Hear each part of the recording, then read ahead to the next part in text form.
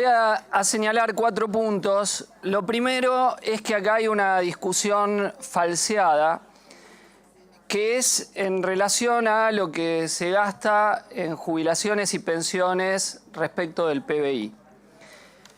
Todos vamos a acordar que en el 2020 las jubilaciones no eran muy altas, se pagaban ya jubilaciones de miseria. Bueno, en el 2020 el gasto proporcional al PBI en jubilaciones y pensiones llegaba al 11% del PBI. Y en los proyectos que se están planteando ahora, con excepción del nuestro, el gasto que se haría en total proporcional al PBI está muy por debajo de esa situación. En el caso del proyecto oficial y el que se lograría según si continuase la ley que hay ahora, está entre el 4 y el 5% solo del PBI.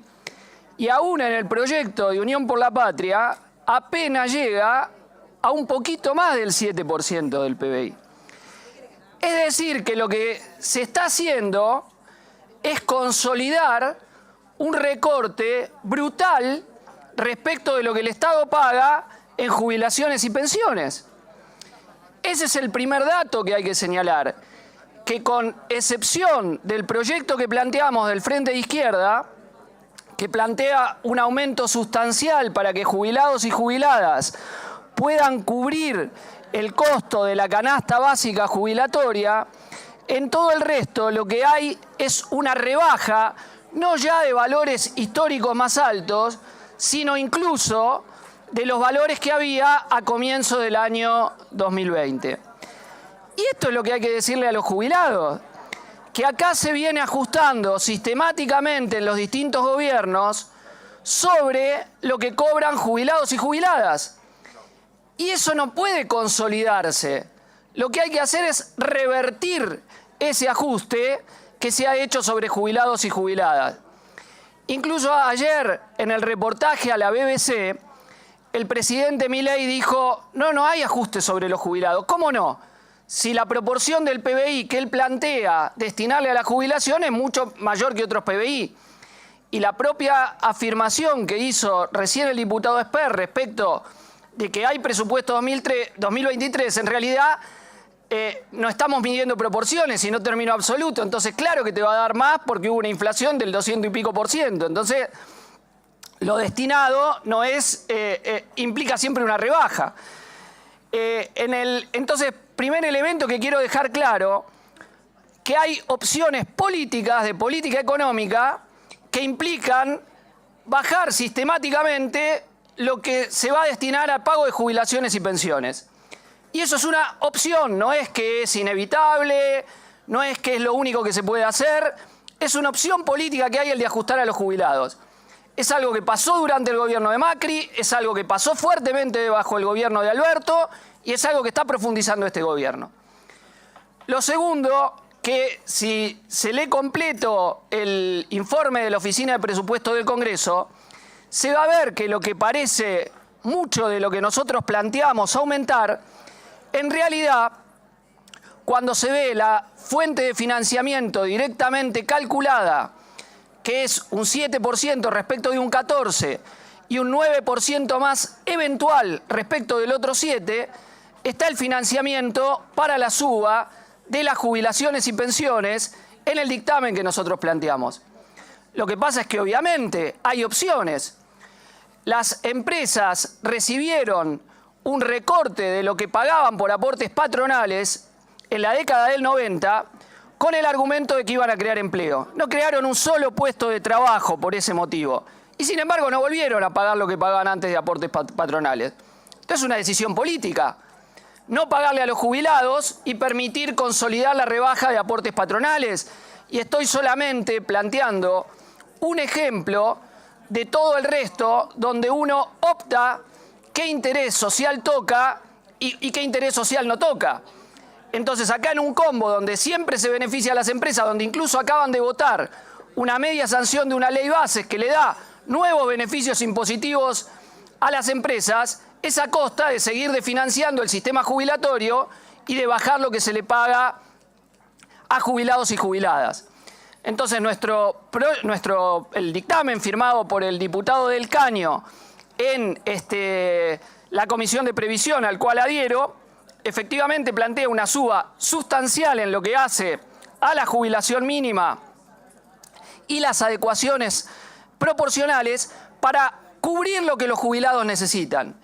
E insisto, con este concepto hay mucha hipocresía en la discusión porque ni siquiera plantean volver al 2020 ni al 2015 como proporción del PBI. Y la proporción del PBI demuestra lo que a la sociedad opina que tiene que destinar para cubrir los gastos de las jubilaciones.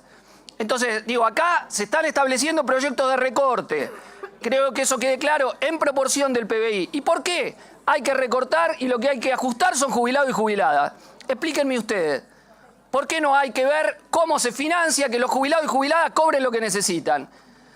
Que es lo que nosotros hemos tratado de hacer y buscando el financiamiento donde va a partir de gastos que benefician a las grandes empresas y a los acreedores internacionales. Tercer punto que quería señalar es que acá estamos discutiendo un tema que es la fórmula de actualización de haberes y cuándo deberían ser los haberes, cuando se acaba de votar en la media sesión de la Ley Bases un hecho terrible que es la liquidación de las moratorias, que es de hecho una suba de la edad jubilatoria para las mujeres y que va a implicar que 9 de cada 10 mujeres que se van a jubilar no pueden hacerlo a los 60 años y van a tener que recurrir a una medida que es con suba de edad jubilatoria y con menos de cobro. Pues también hay una discusión muy perversa.